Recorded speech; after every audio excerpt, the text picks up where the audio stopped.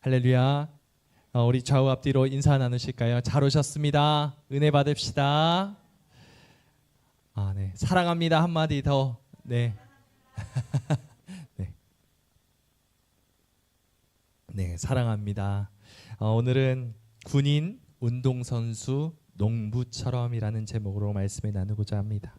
오늘 디모데후서 본문에 나오는 세 가지 직업이기도 하죠. 그럼 이 세 가지 직업은 어떤 이유에서 나온 것이고 사도 바울은 왜 이 세 가지 직업을 말을 하고 있을까요?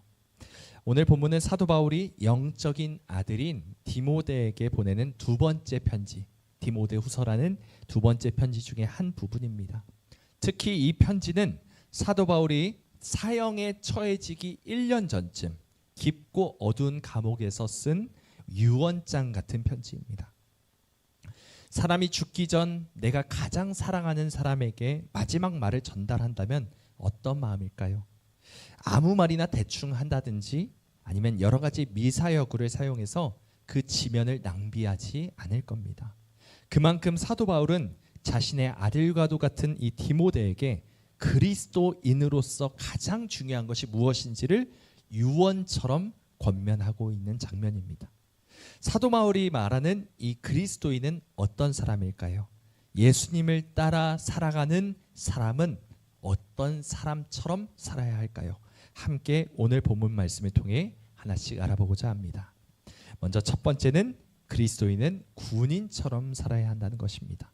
디모데후서 2장 4절은 이렇게 말씀합니다. 병사로 복무하는 자는 자기 생활에 얽매이는 자가 하나도 없나니 이는 병사로 모집한 자를 기쁘게 하려 함이라. 아멘. 사도 바울이 편지를 쓰던 당시는 로마가 통치하던 시기였습니다. 로마는 막강한 군사력으로 세계를 제패한 패권 국가였죠. 로마 하면 떠오르는 이미지가 많이 있겠지만 특별히 로마 군인이라는 이미지는 아주 강렬하고도 흔한 것이었습니다. 이런 느낌입니다. 여러분, 우리나라 군인들의 군복무 기간이 몇 년이죠? 18개월, 1년 6개월입니다. 그럼 바울이 살던 당시 로마 군인이 복무하던 시기는 그 기간은 얼마나 됐을까요? 20년이었습니다. 그리고 보조군으로 25년을 또 일을 해야 했습니다. 어마어마하죠. 전투 훈련 역시도 강도가 엄청났습니다. 무게가 20kg, 최대 40kg에 달하는 완전 군장을 메고, 그러니까 이 철 갑옷까지 다 메고 100km를 걷는 행군 훈련을 한 달에 3번이나 했습니다. 그리고 군사훈련이나 신체 단련, 전쟁 실습 이런 것들을 끊임없이 했죠. 사도 바울은 이런 로마 시대의 배경 안에서 그리스도인이 군인과 같아야 한다라고 말하고 있는 것입니다. 그냥 어중이 떠중이 군인이 아닙니다. 백전백승의 이 로마 군인, 아주 위험 높은 로마 군인의 모습을 상상하며 말하고 있는 것이죠. 3절 말씀은 이렇게 말씀합니다. 너는 그리스도 예수의 좋은 병사로 나와 함께 고난을 받으라. 여기 말씀을 보면 좋은 병사라는 표현이 나오죠. 이 말인 즉슨 군인 중에도 좋은 사람이 있고 좋은 군인이 있고 나쁜 군인이 있다는 것입니다. 사실 이것은 단지 군인에 국한되는 것은 아니죠. 선생도, 목사도, 학생도, 의사도, 심지어는 환자도 좋은 사람이 있는가 하면 나쁜 사람도 있습니다. 그렇다면 군인이 좋은 군인이 되려면 어떤 삶을 살아야 할까요? 여러 가지 모습이 있겠지만 오늘 본문 말씀은 한 가지를 콕 짚고 있습니다. 내 생활에 얽매이지 않는 사람, 이것이 바로 좋은 군인의 모습이라고 사도 바울은 말씀하고 있죠. 군대에서 근무하는 사람이 매일 자기 마음대로 여행 다니고 자기 마음대로 여가를 즐길 수 있을까요? 그렇지 못합니다. 그런데 지금 성경은 우리 그리스도인들이 바로 예수 그리스도를 위한 군인들이며 그냥 군인도 아니라 병사, 좋은 병사, 즉 좋은 군인으로서 역할을 감당해야 한다라고 권면하고 있습니다. 내 생활에 얽매이지 않는 사람, 군대에서 요구하는 모든 규율과 수칙을 이행하는 사람, 나 자신의 사적인 욕심이 아니라 나라를 위해 자신을 희생하는 사람이 되어야 한다라고 말하고 있는 것입니다. 그런데 여러분, 우리 주변 한번 돌아보십시오. 수많은 사람들이 나에게 매여 있습니다. 나 자신에 매여 있습니다. 내 기분, 내 상황, 내 마음만 생각하며 삽니다. 이것은 세상 사람들만의 이야기가 아니죠. 예수 그리스도를 믿는다는 그리스도인 역시도 끊임없이 자기 생활에 매여 삽니다. 내 집 마련, 나의 여가 시간, 내가 꼭 들어가야 하는 직장, 내가 이루어야 하는 인생의 목표, 나의 노후 마련, 이런 것들, 단지 나를 위한 삶을 살기 급급한 사람이 과연 예수 그리스도를 위해 모집된 좋은 군인, 하나님 나라의 좋은 군인이라 말할 수 있겠습니까? 우리는 하나님의 나라의 군인 중에서도 좋은 군인이 되어야 합니다. 내 삶을 위하는 것보다 훨씬 더 중요한 숭고한 무언가가 있다는 것을 우리가 날마다 깨달아야 합니다. 나만을 위해 살아가는 것보다 훨씬 더 가치 있는 것이 있다는 것을 알아야 하죠. 이 세상에서 학벌 좋은 사람으로 사는 것보다, 부자로 사는 것보다, 사람들에게 사랑받고 인정받으면서 사는 것보다 훨씬 더 아름답고 영광스러운 더 높은 가치가 있다라고 지금 사도 바울은 말하고 있죠. 그것은 바로 예수 그리스도를 위해 사는 것이고 하나님 나라를 위해 사는 것임을 믿으시기 바랍니다. 우리 모두가 자기 생활에 얽매이지 않는 예수 그리스도를 위한 좋은 병사로 부름받은 만큼 그 부르심에 합당한 자로 온전히 살아내시기를 주님의 이름으로 소망합니다. 그럼 두 번째, 그리스도인은 어떻게 살아야 합니까? 운동선수처럼 살아야 합니다. 함께 5절 말씀을 읽어보겠습니다. 시작. 경기하는 자가 법대로 경기하지 아니하면 승리자의 관을 얻지 못할 것이며. 아멘. 여기서 경기하는 자는 운동선수를 말합니다. 그냥 운동선수도 아니고 올림픽 경기에 출전하는 운동선수입니다. 이 로마는 그리스라는 나라의 영향을 아주 많이 받은 나라죠. 그래서 신화도 그리스와 로마의 신화가 합쳐져서 무슨 신화라고 합니까? 그리스 로마 신화라고 말을 하지 않습니까? 우리가 잘 아는 올림픽 경기는 그리스부터 시작됐습니다. 올림피아라고 해서 예수님이 오시기도 훨씬 전인 776년 전에, 예수님이 오시기 776년 전에 이 첫 경기가 열렸다고 합니다. 이 올림픽 경기에는 복싱, 레슬링, 원반 던지기, 창 던지기, 이런 뭔가 군대와 관련된 그런 종목들이 있었다고 합니다. 이런 전통이 그리스에서 로마로 그대로 이어졌습니다. 사도 바울이 살던 당시에도 이런 올림픽 경기가 있었고 이곳에서 우승을 하는 일은 엄청나게 어려운 일이었다고 합니다. 오늘날도 국가대표 선수로 출전해서 금메달을 따게 되면 그 사람의 고향에 뭐 이런 플래카드가 걸리기도 하죠. 보시면 뭐 무슨 어디에서 금메달을 땄다, 자랑스러운 우리 누구 이런 식으로 많이 하면서 축하를 막 보냅니다. 우리의 자랑이라는 겁니다. 마을의 자랑이라는 것이죠. 로마 시대 때는 이런 것이 훨씬 더했습니다. 한 선수가 우승을 하면 그 선수뿐 아니라 그 선수가 태어난 지역 자체가 명예의 전당이 됐습니다. 우승한 선수가 고향으로 돌아오게 되면 아주 성대한, 마치 개선장군처럼 개선식을 해줍니다. 그리고 우승 선수를 위한 특권과 막대한 상금과 직위까지 허락해줬다고 합니다. 그리스 로마 시대는 명예를 아주 중요하게 생각했는데 이 운동선수에 대해서는 그 기준이 훨씬 더 엄격했습니다.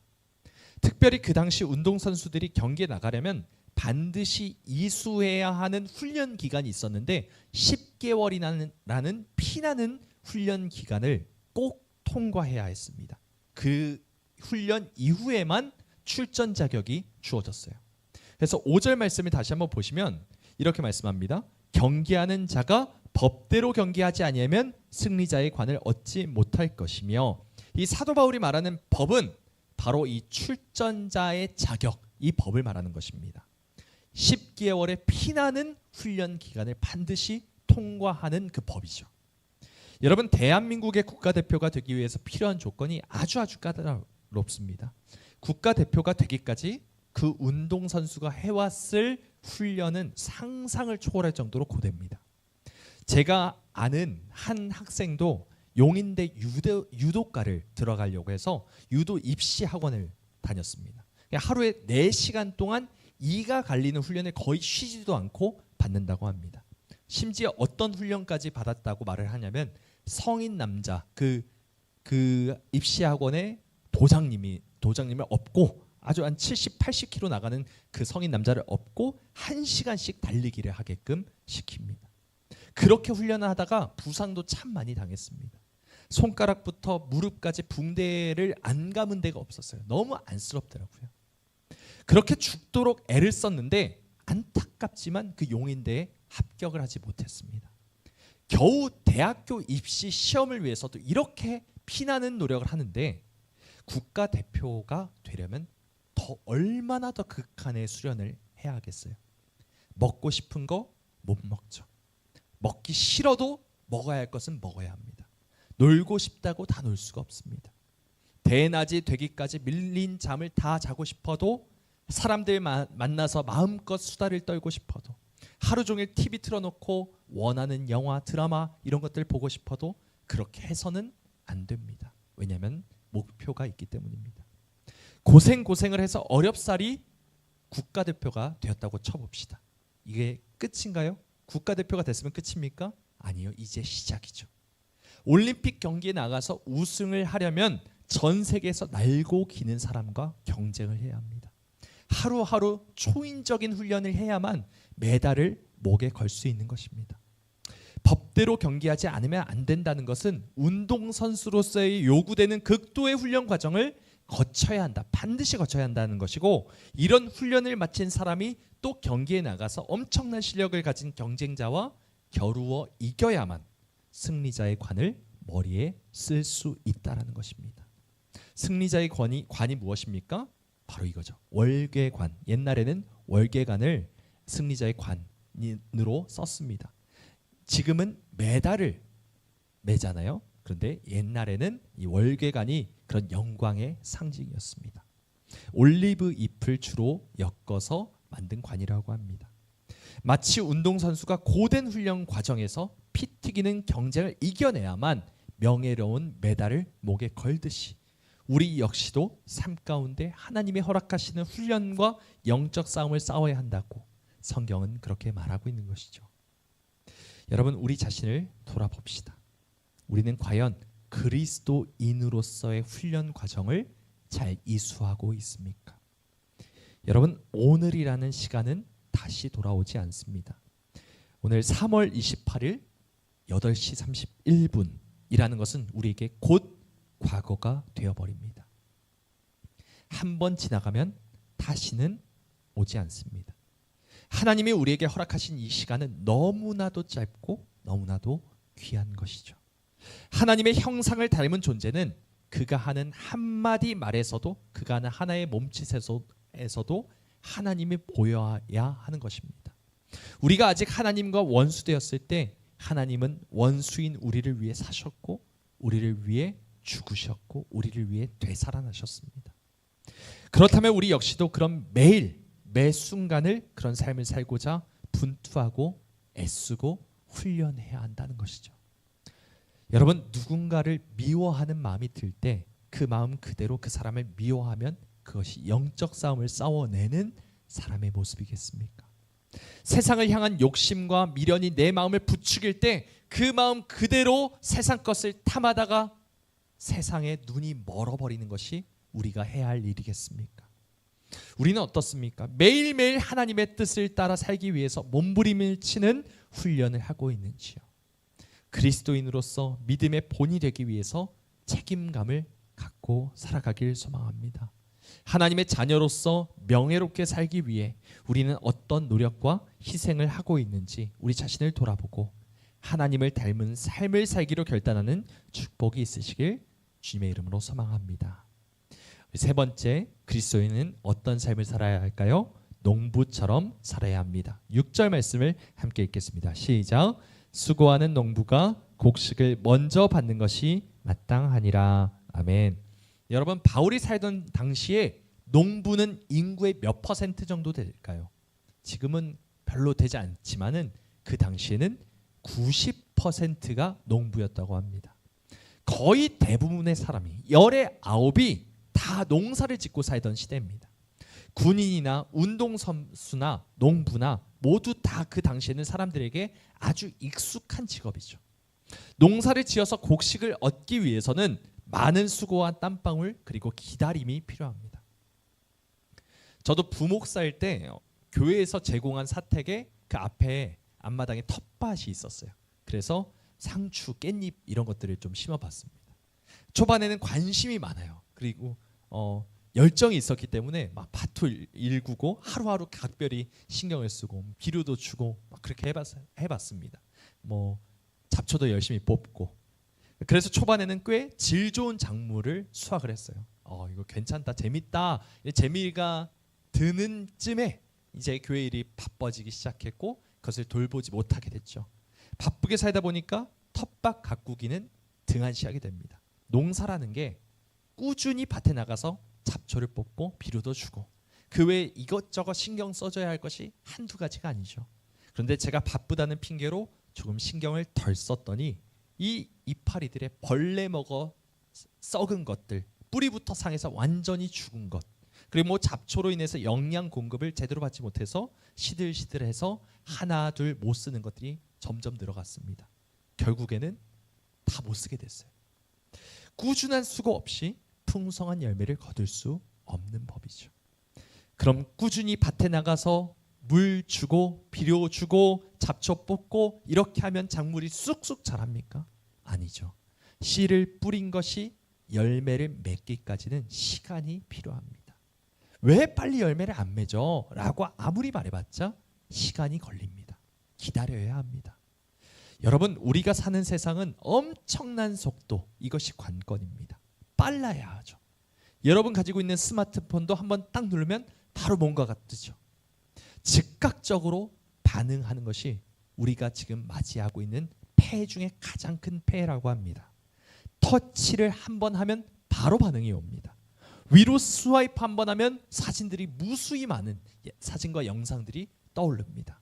궁금한 것이 있으면 뭐 유튜브, 네이버 이런 것들에 검색을 바로 해가지고 바로 답을 얻어내는 시대입니다. 심지어 흘러나오는 노랫소리가 뭔지 궁금하면 이것을 이렇게 스마트폰으로 해서 바로 알 수 있는 시대가 됐어요. 그러다 보니까 우리는 점점 느린 것에 대해 용납하지 못합니다. 참지를 못합니다. 오랜 기다림과 인내의 시간을 거쳐서 그렇게 열매를 맺는 것, 이것을 기다리는 것 자체를 힘들어하게 됐다는 것이죠. 여러분, 나의 내적인 성장과 성숙은 하루아침에 이루어지는 것이 아닙니다. 영적인 성숙과 성장이 내 눈에 딱딱딱 보이는 것도 아니죠. 그러다 보니 우리는 이것을 아예 없는 것처럼 취급할 때도 있습니다.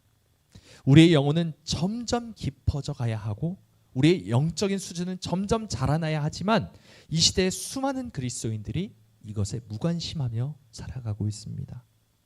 하지만 우리는 마치 농부가 열매를 얻기 위해 오랜 시간 기다리며 땀을 흘리는 것처럼 우리의 마음과 생각이 점점 하나님 안에서 성숙해지고 자라가야 한다는 사실을 꼭 명심하며 힘쓰길 소망합니다. 다시 한번 6절을 보시면 이렇게 말합니다. 수고하는 농부가 곡식을 먼저 받는 것이 마땅하니라.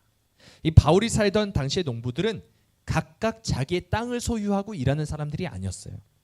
땅 주인들이 돈이 많기 때문에 노예들을 거느리고 있었지만 이 노예를 관리하고 농장이 원활하게 운영되려면 자유인과 시민들도 같이 고용이 되는 그런 시스템이 로마에 있었습니다.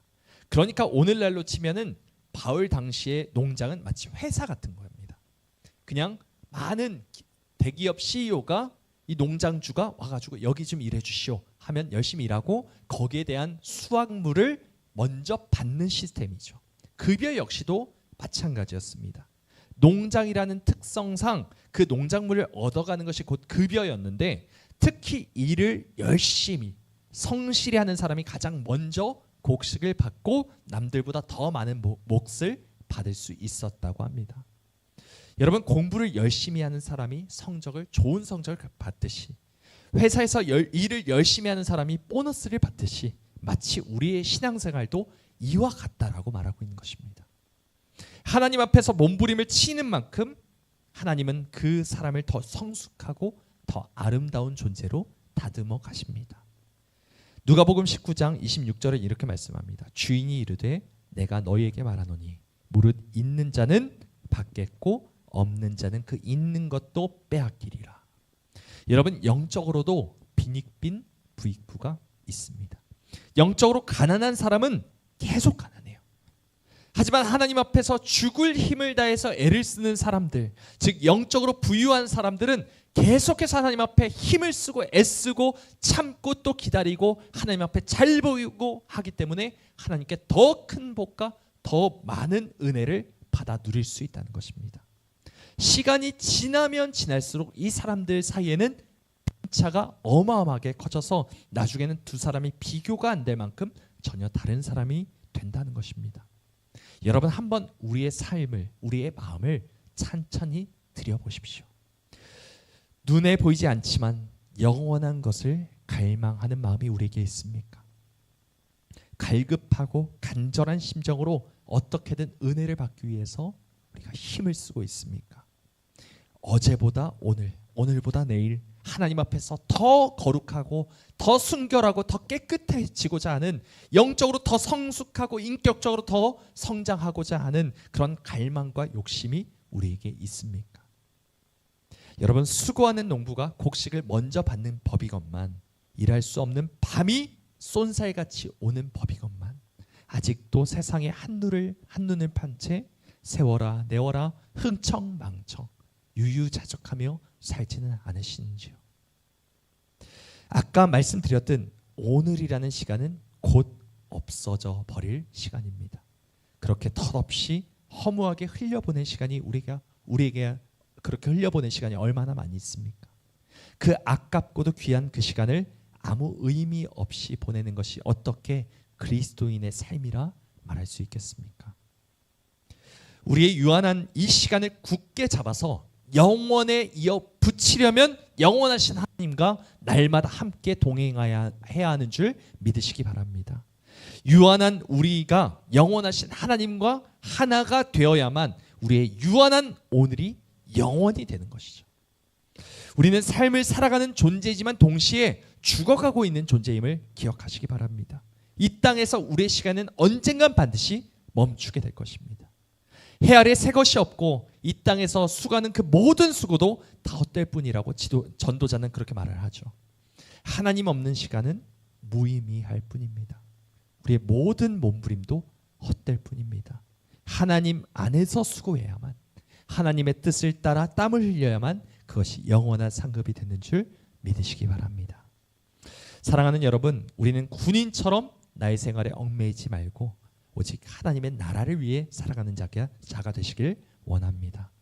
운동선수가 그 고된 훈련을 다 버티고 견디고 그 엄청난 경쟁에서 승리한 후에 영광스러운 승리자의 관을 쓰고 환호성을 짓듯이 우리도 그렇게 치열하게 주님을 위해 훈련하며 인내하며 끝내 승리함으로 하나님께 영광을 돌리는 우리 모두가 되길 원합니다.